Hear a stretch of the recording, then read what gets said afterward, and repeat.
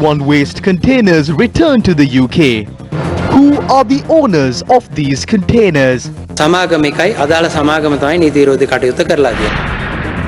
Andunethi reveals how public funds can be wasted under the 20th Amendment.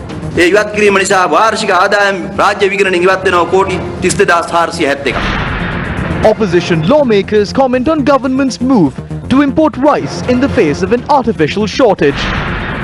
Consumer rights groups visit markets to purchase coconuts under the new circumference-based pricing method. Don't measure coconuts. Consumer Affairs authorities request to the general public.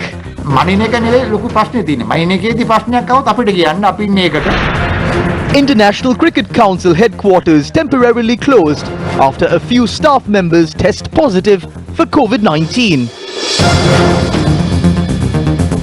A very good evening to all our viewers and welcome to this Sunday's edition of Primetime News, coming to you live from our Newsfirst studios in Colombo. I'm Arundhati Mudannaik. Let's take a look at the stories in detail now. Now, coconuts are very close to the hearts of all Sri Lankans. We use it in many of our dishes, ranging from curries to our pulsambals and even in milk rice.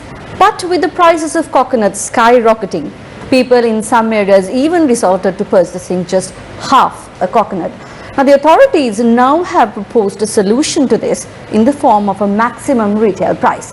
The price will be based on the circumference of a coconut. Now, would this mean that you will have to carry a measuring tape the next time you go to the market? What were the reasons behind the introduction of this novel pricing mechanism? This is what the Consumer Affairs Authority had to say. This is a new method for the people as it is being implemented in Sri Lanka for the first time. There are other goods for which the price is calculated in this manner. We did this for the benefit of the people. The people do not have to carry measuring tapes with them while visiting shops. If there are such problems, our officers will inspect shops and take the relevant legal action if the price is not in accordance with the circumference of the coconut. This is not a big problem. No one is commenting on the reduction in prices. The main target of this is to reduce the prices of coconuts from 110 rupees to 65 or 70 rupees. The big problem is not with measuring it. If there is a problem with that, you can inform us. We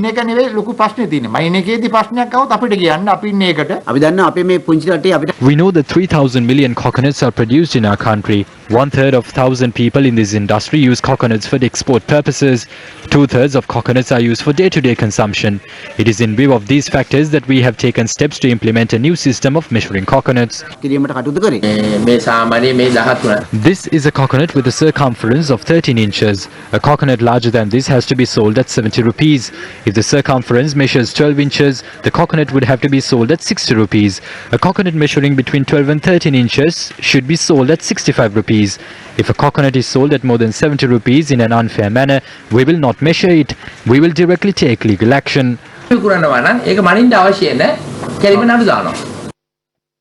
Meanwhile, the members of the National Movement for Consumer Protection inspected the prices of coconuts at the Narahempita dedicated economic centre.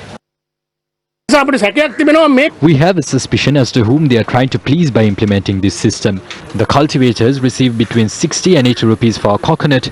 They export a major portion of their harvest and release the coconuts that are low in quality to the local market. How can one person be appointed as the chairman of the Coconut Development Authority, the Coconut Cultivation Board and the Coconut Research Institute? It is the secretary of the Coconut Growers Association who is the chairman of all these three bodies. Therefore, he will offer coconuts at a good price for his people. Ultimately, the people have been affected due to this. A majority of the people in the country consume rice with coconut sambal. A conflict is created between consumers and traders due to this. Meanwhile, the Trade Ministry has said that the government has not made arrangements to import rice at present. The Trade Ministry Secretary Bandari Jayawardena said that steps would be taken to import rice if an artificial shortage is created in the market.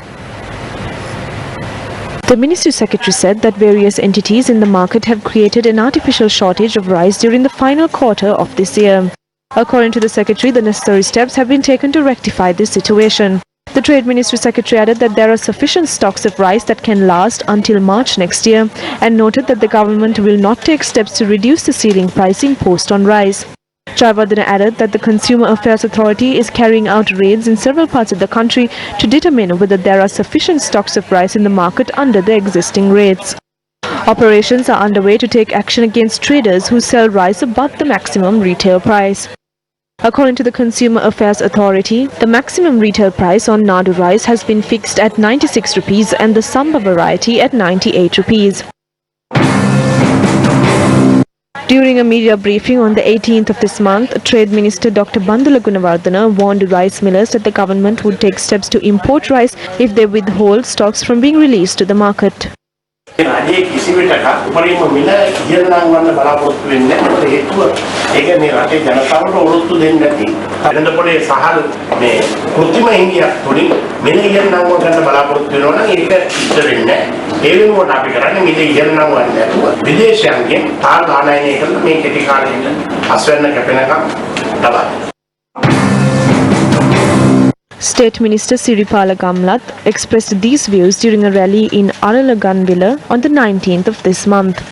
There is no need to import rice. There was a successful harvest during the Yala season. The Maha season also bore a good yield. Therefore, I believe that there is no need to import rice. Towards the end of January, we will be receiving more showers due to the monsoon.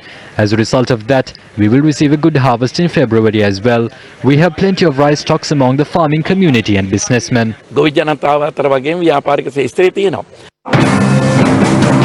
Samangi Jana Balavegia parliamentarian Dr. Harsha De Silva inspected the current situation of small and medium scale rice millers. The government is saying that moves are underway to import 100,000 metric ton rice in the coming weeks. This is a serious issue that must be resolved. Who is telling the truth and who is lying here? There is no need for the country to import rice. If rice is imported from foreign countries, that will strike a massive blow on small and medium scale rice millers. How can the domestic economy be uplifted by importing rice? If it was our government that planned to import rice, demonstrations would have been staged by this time. A few people would benefit as a result of making hasty decisions without understanding the real problem. The Paddy Marketing Board has 32,000 metric tons of paddy. Do not release all of it to large-scale traders. Release the stocks to small and medium-scale businessmen in a way in which it would last during the coming months. This act, which is being done to appease a few individuals, is wrong and disrespectful. අතිශයින් වැරදි සදාචාරාත්මක නැහැ. There will be 900,000 metric tons of additional paddy when we enter the year 2021. The government is trying to import rice again. We are warning them to avoid importing even a single grain of rice because such purchases in the past have been embroiled in irregularities and have resulted in the wastage of public funds. In December 2016, the Auditor General's Department had published an audit report on paddy. According to the report, the country had suffered a loss of 15.2 billion rupees. Previous government had imported rice although there was no shortage in the country just so that they can obtain commissions. That is why they are trying to import rice again. Do not try to do this. We wish to stress that we will not give up over this matter. On to another one of our headline-making stories. The Customs Department has taken measures to return 21 garbage containers back to the United Kingdom. Media spokesperson of the department, Additional Director General of Customs, Sunil Jayaratne, said that this measure was taken according to the advice given by the Attorney General.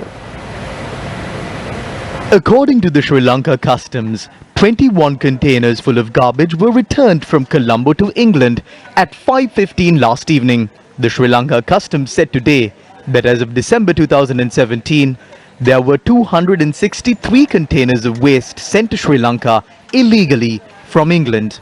However, the Sri Lanka Customs added that these 21 containers do not belong to the 242 garbage containers that caused much controversy in the recent past. Who is the owner of these 21 garbage containers? A Sri Lankan businessman had brought these goods under the guise of re-exporting them. Initially, we found 242 containers. We will file a report on them in court. In the meantime, we found 21 more. There is a court case. Even if it is not related to the 242 garbage containers, the company connected to importing these containers have acted illegally. We took measures to re-export this garbage under the advice given by the Attorney General. That is the difference. We observed the satellite data of the C-Max Norwalk ship, which is said to be loaded with the 21 containers of garbage that were sent to England from Sri Lanka yesterday. According to Marine Traffic International, the ship's current destination is a port near Mumbai, India. According to Sri Lanka Customs, CMAX Norwalk sails under the flag of the Marshall Islands, an associated state of the United States of America. Meanwhile, the Sri Lanka Customs has issued a statement regarding the 242 garbage containers that stirred much controversy recently. These garbage containers were initially found in the island in July last year. For over a year, we continue to report on this matter and question the authorities on the reasons for their lethargy in sending these garbage containers back to where they came from. Responsible authorities said that the future course of action with regard to these containers full of garbage will be based on the orders issued by court. However, the court's decision was delayed due to the failure of these very same authorities to submit the required investigation reports to court on several occasions. Last February, the court ruled that if action was taken to re-export the garbage containers, court orders would not hinder this process.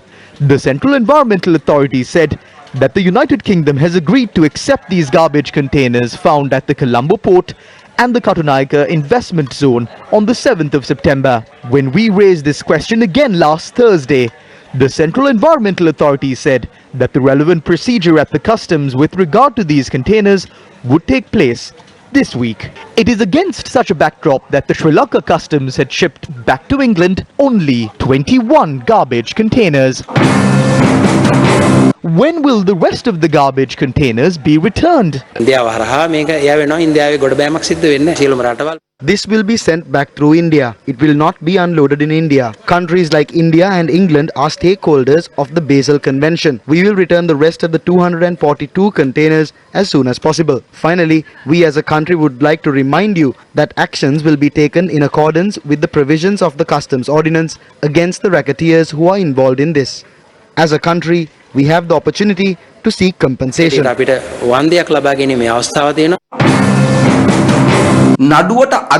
21 containers of garbage are not related to this case. What is clear to us is that there is another stock of garbage piled up in this country. It is those containers that are being slowly sent out of this country in small quantities. There could be more coming in. There is a reasonable suspicion regarding this, so there needs to be a proper investigation done. The stakeholders of this in Sri Lanka must be held responsible for this. There are stakeholders who are big businessmen. We have a reasonable suspicion as to whether the government institutions have been influenced by the wealth of these businessmen.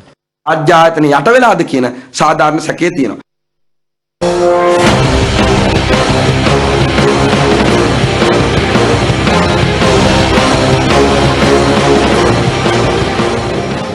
Former COPE Committee Chairman Sunil Handunnetti has said that the transactions of several state institutions involving public funds can be concealed through the 20th Amendment. The draft bill of the 20th Amendment has been put forward with provisions that completely weaken the audit process and the appointment of the Auditor General while also reducing the powers vested with the Parliament. You might know the service rendered by the Auditor General with regard to the investigations over the central bank bond scam. The Procurement Commission has been abolished under the 20th Amendment. It is this commission that issues directives with regard to procurement. We were able to investigate fraud and corruption involving the hedging deal and deals involving the purchase of coal, rice for Satosa and the importation of dairy heifers by the Livestock Board only because the Procurement Commission existed. The current president has said that his verbal orders are circulars. Based on this, if he instructs the appointment of an army officer to the post of Auditor General, we will not have a suitable person in that position. The Auditor General's powers to impose surcharges will be wiped out under this amendment. Once the National Audit Commission is abolished, the National Audit Act will become weak. That is what they are trying to do through the 20th Amendment. According to the 20th Amendment, Airport and Aviation Services Limited, Sri Lankan Airlines and other state bodies will not be subjected to an audit. 117 state bodies will be exempted from audit if the 20th Amendment is passed. The value of all these state bodies stands at around 74.3 billion. As a result of exempting these institutions from an audit, annual income worth 32.4 billion rupees will not be audited. There are ample instances in which theft has been committed by missing the eye of the Auditor General. If possible, find out the Sri Lankan account in which funds belonging to the Hambantota port has been deposited. A report released recently by the Finance Ministry has showed that the Hambantota port does not have a bank account, according to the recommendations of the Auditor General. If fraud and corruption is taking place in this manner despite the existence of an audit commission with an independent Auditor General, just imagine what would happen if an Auditor General who is being controlled by an individual is appointed to the post. The opposition wants to protect the 19th Amendment so that the President and the Prime Minister cannot fulfill their duties. We will not act according to the wishes of the minority opposition. We must introduce a new constitution with the support of all parliamentarians. I wish to question civil groups over their conduct during the last 4.5 years. What did they do when the country was falling into disarray? They are conducting themselves in the same way that they acted in 2015. The people who understood this have voted for Gotabaya Rajapaksa. Weren't state bodies audited before commissions were introduced? They were audited even better back then. Was there any advantage in introducing audit commissions? Was the bond scam audited? Was the election commission able to conduct the provincial council elections? There needs to be independent commissions that can perform these duties, and to create these independent commissions, we need a new constitutional amendment.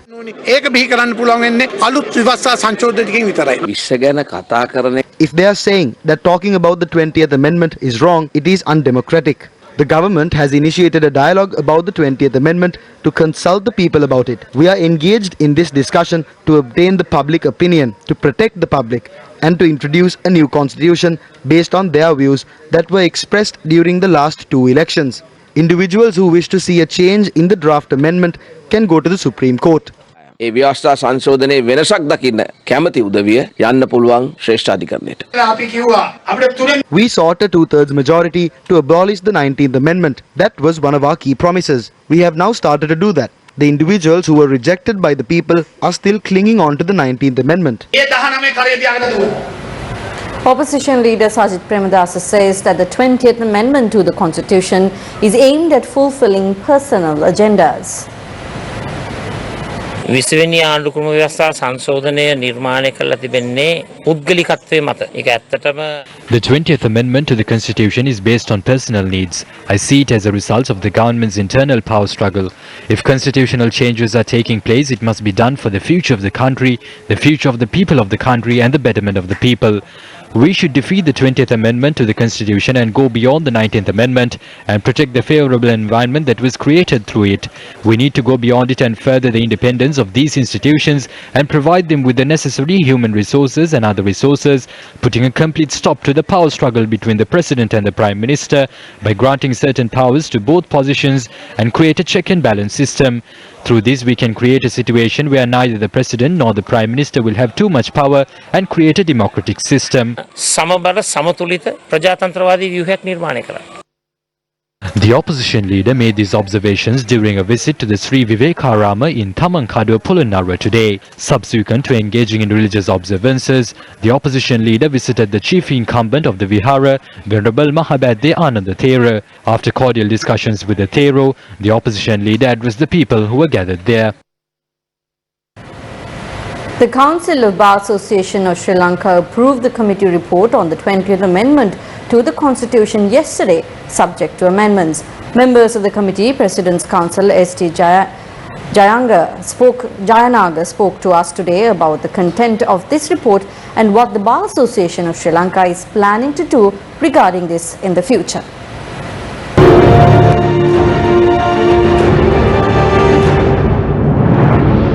President's Counsel S.T. Jayanaga, member of the special committee appointed by the Bar Association to review the content of the 20th Amendment. What were your conclusions in this report? Well, I think I should say, I may be wrong, but 80% of the proposals are not being supported by the Bar Association. Right. But we have decided to support some of the provisions. But there are some major issues which we are not supporting, and we have suggested alternatives. Let's take a look at some of the provisions in the committee report that the Bar Association doesn't quite support. The 20th Amendment to the Constitution proposes that the President be given immunity from all suit in court. What is the Bar Association's stance on that? Yeah, because we are a democracy and we are not an autocracy. So in a democracy, all the people are equal and all the people, none is above the law. But the government says that they want the president to be immune from all suits so that he can work for the betterment of the people, that he's held back by these fundamental rights applications that could be bombarded under the current provisions. I don't think that is a false statement, because you can't bombard the Supreme Court with fundamental rights applications. The very first thing is, when you go with an application, you have to obtain leave to proceed. If the judges see that this is a frivolous application, they will dismiss it then and there. So it will never be bombarded. And for the last 5 years, we have this provision in the Constitution. We had only one FR case.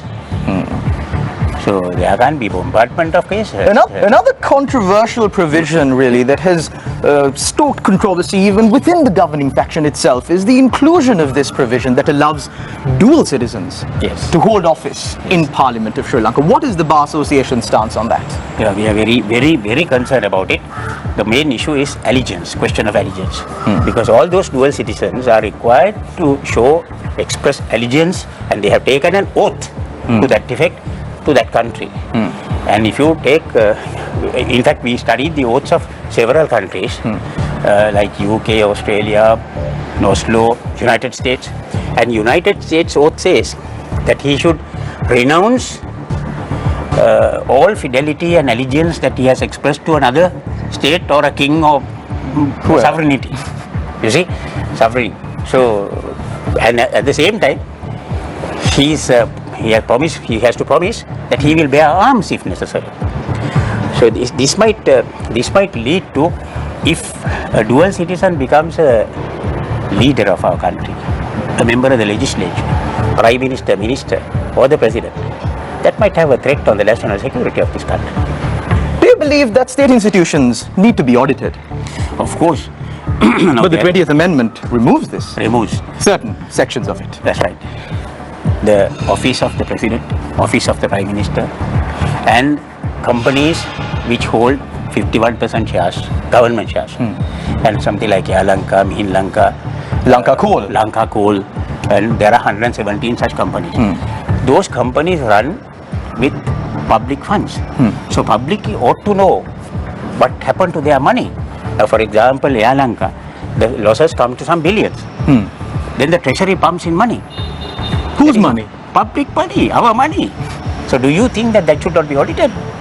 But the government says that they really abolished this National Audit Commission and the National Procurement Commission because it was too much of red tape. Sri Lanka could not develop with these systems in place. That is all rubbish. No, it's not red tape. There is lack of transparency there. Lack of transparency. See, that's the reason that, see the two commissions, Procurement Commission and Audit Commission. Both gone. Both gone. Procurement means you spend money and buy. Then you have to audit. Both gone. The 20th Amendment to the Constitution, if it is as bad as you say it is, and that the Bar Association or the committee that was appointed by the Bar Association has taken a certain hard stance regarding certain provisions in this proposed amendment, what are you going to do about it? I do not know really what the Bar Association proposes to do, but one thing I am certain is that I think they will be intervening tomorrow. Right. So after, depending on the Supreme Court decision, the Bar Association might take further steps. So let's see what will happen to the 20th Amendment to the Constitution. The petitions that have been filed are fixed for support on the 29th, which is Tuesday. Stay tuned to News First. We will keep you up to date.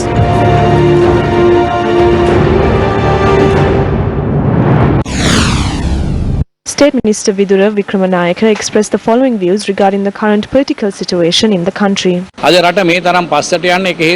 Working according to a personal agenda is one of the main reasons for the country to move backwards. As politicians, we cannot have personal agendas. When personal agenda gets highlighted, they come crumbling down. We saw that happening during the last election. The 2010 victory was turned upside down in 2015. The 2020 victory could also turn upside down if we don't act properly. The people may vote against us at the next election if we don't do what we are supposed to do. Now, farming is essential for the development of a self-sufficient economy. Many people in Sri Lanka endorses this view. However, farmers would beg to differ. This is a story of a group of farmers in Huruluwava, Galen Bindunawava, whose lives have gone from bad to worse. These farmers have engaged in paddy cultivation over a long period of time. However, cultivating paddy has been a challenge after water in Hurulueva became scarce. Authorities have advised the farmers to cultivate soya beans instead of paddy this season. Villagers claim cultivating soya beans is not an easy task. A huge sum of money must be spent throughout the process of cultivating soya beans. Based on a promise to purchase 1 kilo of their yield for 175 rupees, these farmers began cultivating soya beans after incurring many personal financial risks. Today, the price of a kilo of soya beans is below this guaranteed price. The guaranteed price is 125 rupees. Since last night, the price has been reduced to 115 rupees. This is a serious situation. The soya cultivation, which used to generate about 1,200 to 1,300 rupees per acre, now generates about 800 to 850 rupees. There is no water to cultivate paddy, and even if paddy is cultivated, there is no proper price for it on the market. These farmers have incurred losses after cultivating soya beans as well. Politics have changed. A government has been appointed. No one is here for this. Even though months ago those called themselves district and team leaders arrived and participated in this, our problems have not been heard. 665 farmers are facing difficulties because of this. They request authorities to provide a solution to this problem and to keep the promises that were made to them.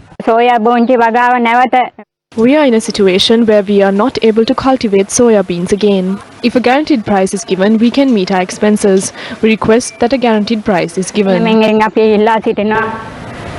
During the last 5 years, Gamatha has walked the length and breadth of this country with the hope of resolving the problems of the people. Several problems that existed in villages were resolved after being brought to the eye of political authorities through the Gamatha initiative. Our Gamatha teams toured several areas of the country today as well. Life is bleak for the residents of the Ambaralua village in Velu area. This village, that is home to more than 60 families, does not have a proper road. Residents are forced to trek 4 kilometers to quench their thirst as a result of this situation.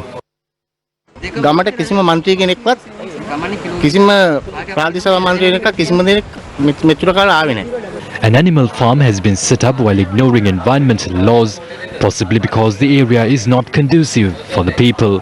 The people in the area continue to live with the stench that blows across the village due to the farm. The Lokadarshana village in Paduka, that is located in Kalambu district on the borders of the Ratnapura district, has missed the eye of authorities for a very long time. Around 400 families live in this village and earn a living through the tea and rubber industries. Residents complain that they do not have a proper road in the village. The Wood Lake estate in the Agorapatana area in Nuarelia consists of several line houses. The electric pole in the area is in a dilapidated condition and poses a risk to the people. A group from Ratnapitiya Boraraskamu staged a protest today stating that their cultivated land is being destroyed due to a project to reclaim low-lying land in the area. According to our correspondent, another group had arrived at the location and opposed the protesters. The protesters charged that around 6 years ago, officials obtained their land in Ratnapitiya to build a drainage system and a water tank. They had been given other land to carry out their cultivations by the government. The protesters charged that on the 22nd of this month, these cultivated land were bulldozed without any prior notification under the project to fill up low-lying land. අපිට කටින් කියන්න බැරි නම් මෙතන වටේට board ටිකක් හරි ගහන්න තිබුණා ඔයාලගේ වගාව නිවත් කරගන්න අපි මේක ඩෝසර් කරනවා කියලා. According to our correspondent, around 72 families have been affected by this. මේ වගා බිම් ටික මිනිස්සුන්ට වගා කරගෙන කන්නනේ දුන්නේ. ඇයි දෙයියනේ අපි කාට කියන්නද මේ කරපු අපරාධේ? විනාශ කරුවත් කමන්නේ. මේ තත්ත්වෙම අපිට මේ පොළොව මට්ටම් කරලා දෙන්න. අපි සූදානම් වගා කරන්න. A group of local politicians were also involved in the protest. මේ ජනතාව These people are not asking for the rights for this land. They are only asking for their cultivation rights. They should be compensated for the destroyed cultivations. We will continue our struggle until then. The protesters walked around the bulldozed land demonstrating. A tense situation arose when another group that arrived at the location showed their opposition to the protest.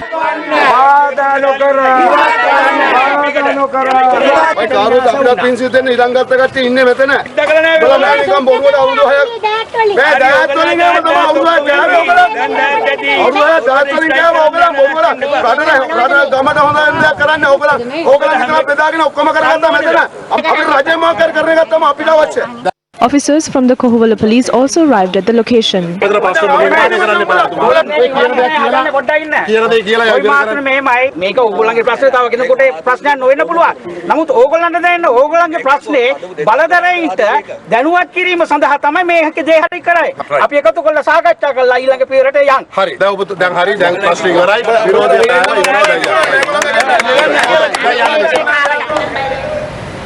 Chief epidemiologist Dr. Sudat Samarveera has said that 17 crew members aboard an Indian oil tanker at the Trincomalee port have tested positive for COVID-19. The oil tanker named MT Clarity had been travelling towards India's port of Cochin when it anchored in Sri Lankan waters. The entire crew had been subjected to PCR test after one member had displayed symptoms of COVID-19. Chief epidemiologist of the epidemiology unit, Dr. Sudat Samarveera, said that the oil tanker that had been transporting 4,000 metric tons of fuel had anchored at the Colombo port before heading to Trincomalee. This oil tanker had docked at the Colombo port a few days ago. Some workers at the port had entered the vessel to carry out some tests. The vessels had then left for Trincomalee. After that, the crew members had been subjected to PCR tests. Initial tests showed that 17 members had contracted COVID-19. There are few Sri Lankans who entered the vessel. We ordered them to undergo quarantine immediately. One of them had come into contact with their family. He had made contact with about 5 people, including a doctor and 2 pilots. All of these individuals are undergoing quarantine at present.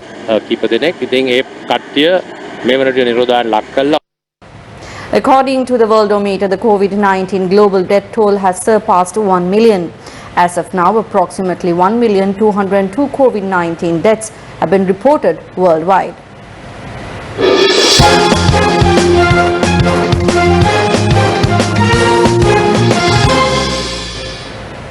International Cricket Council headquarters based in Dubai has been temporarily closed after several of its staff members have been tested positive for the coronavirus.